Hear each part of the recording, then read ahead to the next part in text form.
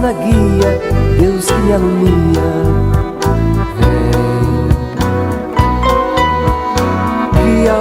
O Clube do Ouvinte RU Nossa Senhora de Guadalupe traz até você a Lei do Amor. Defende dos perigos, dos inimigos da vida. Também sou teu povo, Senhor, estou nessa estrada. Somente a tua graça me basta e mais nada, o povo de Deus. Olá pessoal, mais uma vez é uma grande alegria estarmos com vocês através das ondas da Rádio Universidade sobre o patrocínio de chau, freios e suspensão ali no Lago de Portugal. Também há tantos amigos queridos, tantas amigas queridas que através do Clube do Ouvinte Nossa Senhora de Guadalupe ajudam a rádio a manter a programação cristã no ar. A todos que o Senhor abençoe e renove seu espírito inabalável, trazendo a grande alegria no coração. Hoje, mais uma vez, nós seguiremos ainda dentro da Lei do Amor, no sacramento da penitência, o sacramento do perdão, que já havíamos iniciado na semana passada. Como o tempo é curto e tem tanta coisa interessante, nós achamos por bem o conselho do Clube do Ouvinte de fazermos mais um programa com dados diferentes, né? Então nós gostaríamos de colocar sobre o sacramento do perdão que Cristo instituiu para todos os membros pecadores de sua igreja. Antes de tudo, para aqueles que depois do batismo cometeram pecado grave e com isso perderam a graça batismal e feriram a comunhão eclesial. O sacramento da penitência oferece a eles uma nova possibilidade de converter-se e de recobrar a graça da justificação. Os padres da igreja, lá no Concílio de Trento, na sexta sessão, que fez o decreto sobre a justificação, que é da lei do amor da igreja, né? Eles colocam assim sobre o sacramento do perdão: a segunda tábua da salvação depois o naufrágio, que é a perda da graça. Interessante isso, né? A segunda tábua de salvação depois o naufrágio, que é a perda da graça. No curso dos séculos, a forma concreta segundo a qual a Igreja exerceu este poder recebido do Senhor variou muito. Nos primeiros séculos, a reconciliação dos cristãos que haviam cometido pecados particularmente graves depois do batismo, por exemplo, a idolatria, o homicídio, o adultério, estava ligada a uma disciplina bastante rigorosa, segundo a qual os penitentes deviam fazer penitência pública por seus pecados. Muitas vezes, durante longos anos, antes de receber a reconciliação, a esta ordem de penitentes, que incluía apenas certos pecados graves, a pessoa só era admitida raramente e, em certas regiões, só uma vez na vida. No século XVII, inspirados na tradição monástica do Oriente, os missionários irlandeses trouxeram para a Europa continental a prática privada da penitência, a qual não mais era exigida a prática pública e prolongada de obras de penitência, antes de receber a reconciliação com a Igreja. Até isso é interessante, porque quando a gente aprofunda essas práticas, os manuais de penitência, né? Por exemplo, o confessor olhava o penitente e aí, diante de determinados pecados, ele tinha por escrito o que deveria dar. Então, muitas vezes a pessoa tinha jejuns prolongados, se vestir de saco. Tinha até casos assim: não, você tem que ficar em cima de um túmulo lá, lembrando da morte por 120 dias, né? Fazendo jejum, gritando: o Senhor tem de piedade, né? E aí, claro, quem é que vai ficar 120 dias em jejum em cima de um túmulo? Então, se instituiu as práticas dos auxiliares do penitente. Então, eu ficava uma hora, depois pagava para outro fazer penitência por mim, e assim passava os 120 dias, né? Por isso que, ao examinar esse processo, a Igreja terminou com esta forma, né, mais pública, de se pedir perdão e entrou mais na penitência privada. O sacramento se realiza daí em diante de forma mais secreta entre o penitente e o presbítero.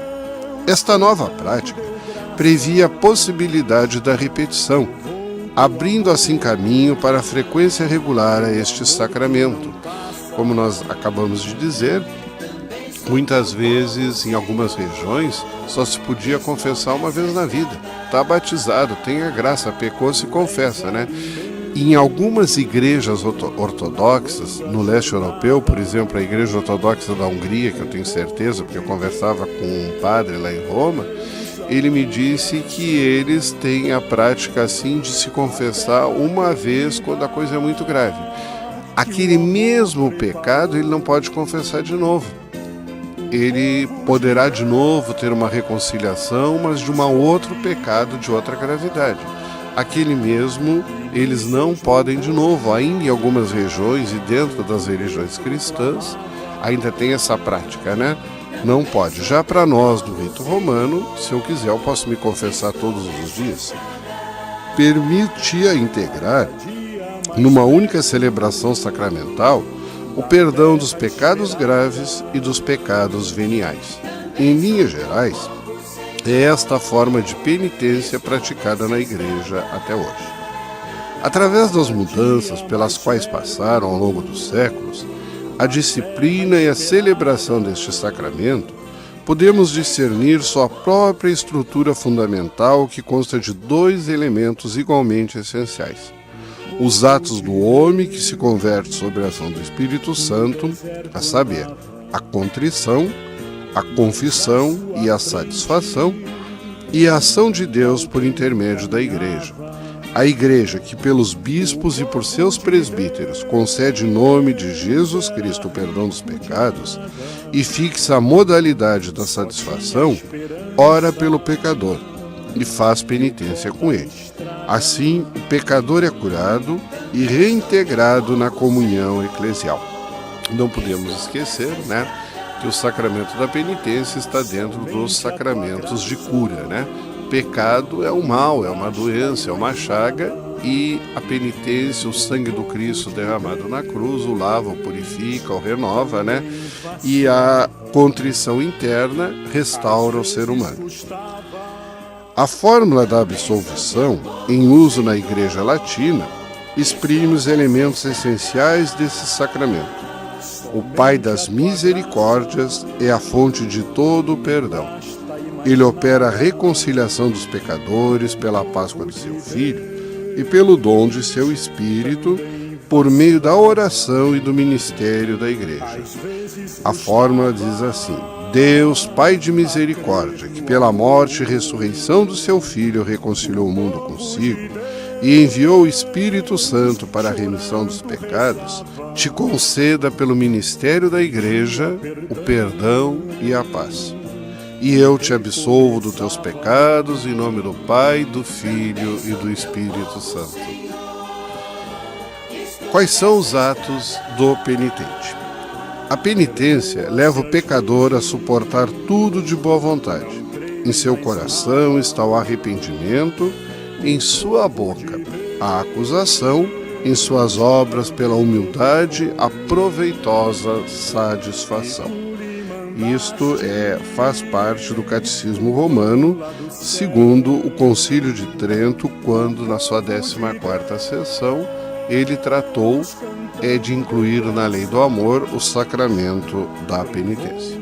O que é a contrição? Entre os atos do penitente, a contrição vem em primeiro lugar. Consiste numa dor da alma e na detestação do pecado cometido, com a resolução de não mais pecar no futuro. E isto faz parte da lei do amor, também ainda ligado a Trento, né? Quando brota do amor de Deus, amado acima de tudo, contrição é perfeita, contrição de caridade. Esta contrição perdoa as faltas veniais e obtém também o perdão dos pecados mortais, se incluir a firme resolução de recorrer, quando possível, à confissão sacramental, ainda lá no Concílio de Trento, né? Então, eu estou contrito, quer dizer, eu me dou conta que fiz uma coisa que feriu a Deus, feriu os irmãos, feriu a minha dignidade, eu não deveria fazer. E eu tenho essa contrição, esse arrependimento, né? Eu converso com o Senhor e até digo: Senhor, providencia, me ajuda a encontrar o perdão do teu sangue redentor através do sacramento da confissão. Então lá Trento, na sua lei do amor, né, nos diz que isso obtém o perdão dos pecados, né, inclusive dos mortais, quer dizer, aqueles que matam a alma, que a minha consciência se deixa inebriar e diz: não, vai fazendo, e para mim vou sendo indulgente e vou continuando neste caminho, né? E claro que aí a confissão sacramental vai purificar tudo, mas nem sempre de imediato eu consigo, me dando conta em consciência das minhas faltas, eu consigo alcançar essa confissão. Às vezes demora, muitos lugares não tem padre, muitas vezes a vida é tarefada, eu estou numa viagem, né? Então, de imediato, quando eu puder, eu vou buscar na figura do sacerdócio o sacramento da penitência, a confissão dos pecados sacramentalmente. A contrição denominada imperfeita, ou atrição, também é um dom de Deus, um impulso do Espírito Santo. Nasce da consideração do peso do pecado ou do temor da condenação eterna e de outras penas que ameaçam o pecador. Contrição por temor. Este abalo da consciência pode ser o início de uma evolução interior que será concluída sobre a ação da graça, pela absolvição sacramental. Por si mesma, porém, a contrição imperfeita não obtém o perdão dos pecados graves, mas predispõe a obtê-lo no sacramento da penitência. Não sei se os irmãos e as irmãs entenderam, né? Eu tenho a contrição perfeita, aquilo que eu dizia, me dou conta, né, da bobagem que eu fiz, e a imperfeita, mas eu fiz isso, eu vou para o inferno, então eu tenho mais medo do que o próprio arrependimento, né? Claro que ao buscar o sacramento da confissão, também esse meu medo, ele será purificado por eu não me dar conta que o Senhor perdoa tudo, que o Senhor ama tudo, que o Senhor derramou seu sangue na cruz para o verdadeiro perdão e o verdadeiro abraço que o pai do filho pródigo corre porque o filho voltou de tantas bobagens que fez na vida. Como Deus corre para mim, quando as minhas bobagens, seja por medo, seja por consciência muito clara que não deveria ter feito aquilo, eu corro na sua direção buscando o sacramento da confissão.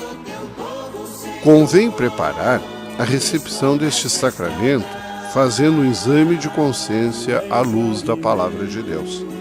Os textos mais adaptados a esse fim devem ser procurados na catequese moral dos evangelhos e das cartas apostólicas, sobretudo o Sermão da Montanha e os ensinamentos apostólicos, né?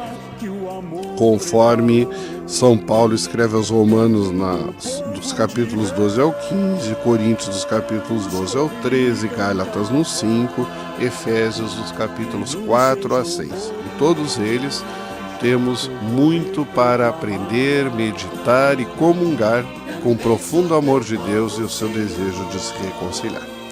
A confissão dos pecados. Falamos da contrição, vamos no segundo ato, a confissão dos pecados. A confissão dos pecados, a acusação, mesmo do ponto de vista simplesmente humano, nos liberta e facilita a nossa reconciliação com os outros.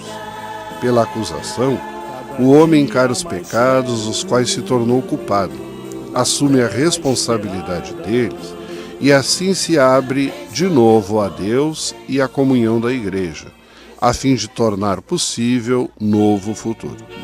A declaração dos pecados ao sacerdote constitui uma parte essencial do sacramento da penitência. Os penitentes, depois de examinar-se seriamente, devem, na confissão, enumerar todos os pecados mortais de que têm consciência, mesmo que esses pecados sejam muito secretos e tenham sido cometidos somente contra os 2 últimos preceitos do Decálogo. Pois, às vezes, tais pecados ferem gravemente a alma e são mais prejudiciais do que os outros que foram cometidos à vista e sob o conhecimento de todos. Tudo isso o Concílio de Trento fixou na sua Lei do Amor na 14ª sessão. Quando os cristãos esforçam-se para confessar todos os pecados que lhes vêm à memória, não se pode duvidar que tem o intuito de apresentá-los todos ao perdão da misericórdia divina. Aqueles que agem de outra forma, tentando ocultar conscientemente alguns pecados, não colocam diante da bondade divina nada que ela possa perdoar por intermédio do sacerdote. Pois se o doente tem vergonha de mostrar sua ferida ao médico, a medicina não pode curar aquilo que ignora. Que bonito este texto, né? Que é da 14ª sessão também de Trento. Né? Os padres, 700 e tantos bispos, né? Padres conciliares, superiores, penitenciários, participando desta elaboração. Conforme o mandamento da Igreja, todo fiel, depois de ter chegado à idade do discernimento, é obrigado pelo menos uma vez por ano a confessar seus pecados graves dos quais tem consciência. Não deve tomar a Sagrada Comunhão sem receber previamente a absolvição sacramental. Também ainda sobre o Concílio de Trento, só que na 13ª sessão que tratou sobre a Eucaristia. Aquele que tem consciência de ter cometido um pecado mortal, mesmo que esteja profundamente contrito, a menos que tenha um motivo grave para comungar e lhe seja impossível chegar a um confessor. As crianças devem se confessar antes de receberem a primeira comunhão. Apesar de não ser estritamente necessário, a confissão das faltas cotidianas, dos pecados veniais, é vivamente recomendado pela Igreja, conforme o Concílio de Trento. Com efeito, a confissão regular de nossos pecados veniais nos ajuda a formar a consciência, a lutar contra nossas más tendências, a nos deixarmos curar por Cristo, a progredir na vida do Espírito, recebendo mais frequentemente por meio deste sacramento o dom da misericórdia do Pai. Somos levados a ser misericordiosos como Ele, conforme o Evangelho de Lucas no capítulo 6. Quem confessa os próprios pecados já está agindo em harmonia com Deus. Deus acusa teus pecados se tu também os acusas. Tu te associas a Deus. O homem e o pecador são, por assim dizer, duas realidades. Quando ouves falar do homem, foi Deus quem o fez. Quando ouves falar do pecador, foi o próprio homem quem o fez. Destrói o que fizestes para que Deus salve o que ele fez. Quando começas a detestar o que fizestes, é então que tuas obras começam, porque acusas tuas más obras. A confissão das más obras é o começo das boas obras. Contribui para a verdade e assim conseguirás chegar à luz. Esse trecho patrístico é muito bonito. Ele é um comentário do Evangelho de São João feito por Santo Agostinho. Santo Agostinho, que o Padre Jorge nos falou e vai voltar aqui no programa, vim falar especialmente sobre ele, né? Grande padre da Igreja. Agora vamos ver então o terceiro ato, que é a satisfação. Muitos tipos de pecado prejudicam o próximo. É preciso fazer o possível para reparar este mal. Por exemplo, restituir as coisas roubadas, restabelecer a reputação daquele que foi caluniado, ressarcir as ofensas e injúrias. A simples justiça exige isso. Além disso, no entanto, o pecado fere e enfraquece o próprio pecador e também suas relações com Deus e com o próximo. A absolvição tira o pecado, mas não remedia todas as desordens que ele causou. Liberto do pecado, o pecador deve ainda recobrar a plena saúde espiritual. Deve, portanto, fazer alguma coisa a mais para reparar seus pecados, satisfazer de modo apropriado ou expiar seus pecados. A esta satisfação chama-se também penitência.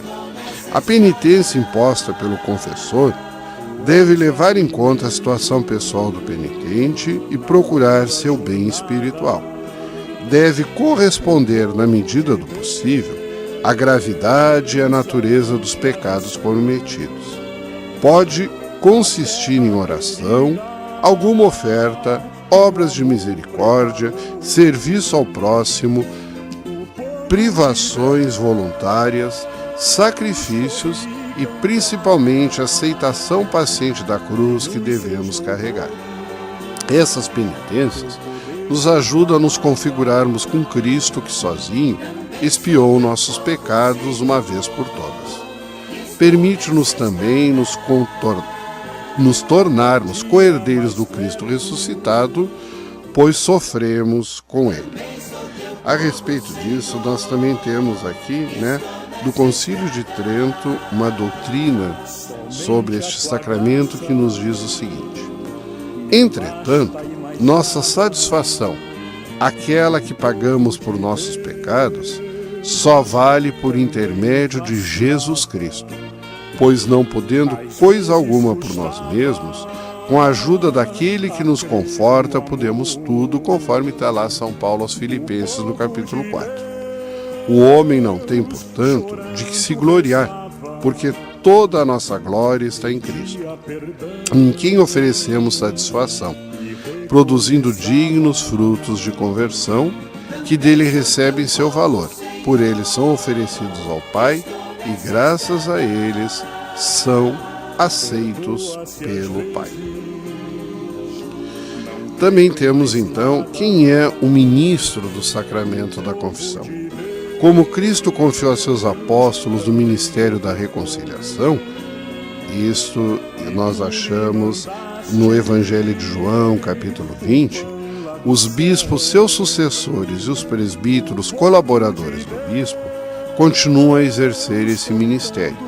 De fato, são os bispos e os presbíteros que têm, em virtude do sacramento da ordem, o poder de perdoar todos os pecados em nome do Pai, do Filho e do Espírito Santo. O perdão dos pecados reconcilia com Deus e também com a Igreja. O bispo, que é chefe da Igreja particular, o chefe visível, é, portanto, considerado com plena razão, desde os tempos primitivos, aquele que principalmente detém o poder e o ministério da reconciliação. Ele é o moderador da disciplina penitencial. Os presbíteros, seus colaboradores, exercem na medida em que recebem o munus, quer de seu bispo ou de um superior religioso, quer do Papa, por meio do direito da Igreja. Alguns pecados particularmente graves são passíveis de excomunhão, quer dizer, a pessoa sai da comunhão sacramental. A pena eclesiástica mais severa, que impede a recepção dos sacramentos e o exercício de certos atos segundo o direito da Igreja, certos atos eclesiais, Nesse caso, são pecados como cisma, heresia, apostasia, Esse caso é o Vaticano, através do Papa, que perdoa. Mas, em caso de perigo de morte, qualquer sacerdote, porque o mais importante é salvar a alma, pode ir lá e perdoar desses que também são reservados, especialmente pela gravidade, a figura do Papa.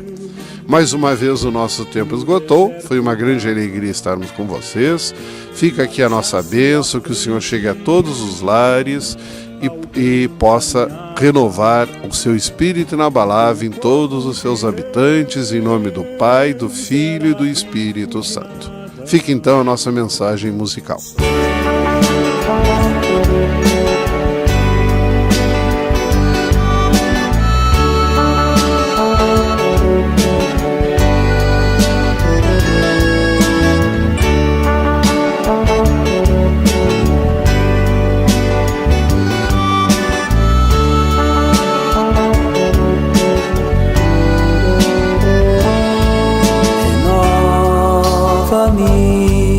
Senhor Jesus, já não quero ser igual. Renova-me, Senhor Jesus, põe em mim teu coração. Renova-me, Senhor Jesus, já não quero ser igual.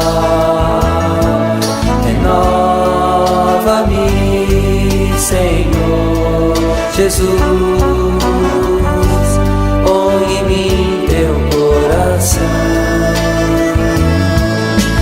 tudo que há dentro de mim precisa ser mudado, Senhor, porque tudo que há dentro do meu coração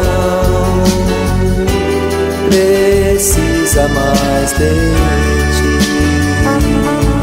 porque tudo que há dentro de mim precisa ser mudado, Senhor, porque tudo que há dentro do meu coração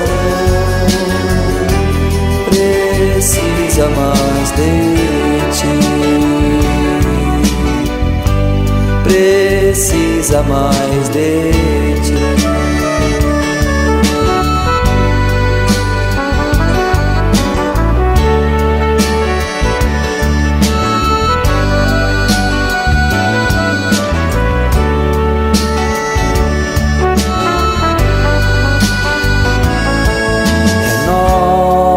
Renova-me, Senhor Jesus, já não quero ser igual. Renova-me, Senhor Jesus, põe em mim teu coração.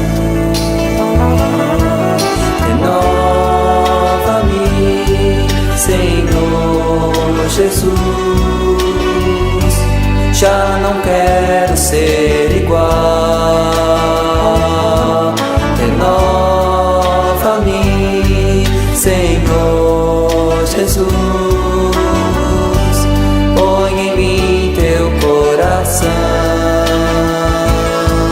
porque tudo que há dentro de mim precisa ser mudado, Senhor, porque tudo que há dentro do meu coração precisa mais de ti, porque tudo que há dentro de mim precisa ser mudado, Senhor, porque tudo que há dentro do meu coração precisa mais de ti,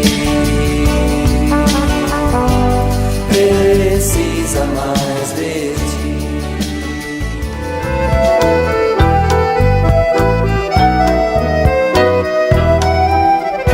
Luz na frente, paz na guia, Deus que me alumia. Seja um missionário da evangelização. Participe do Clube do Ouvinte. Um oferecimento Rádio Universidade, uma emissora da Arquidiocese de Pelotas. Dos inimigos da vida, vem, ó Deus, nos defender, nos proteger.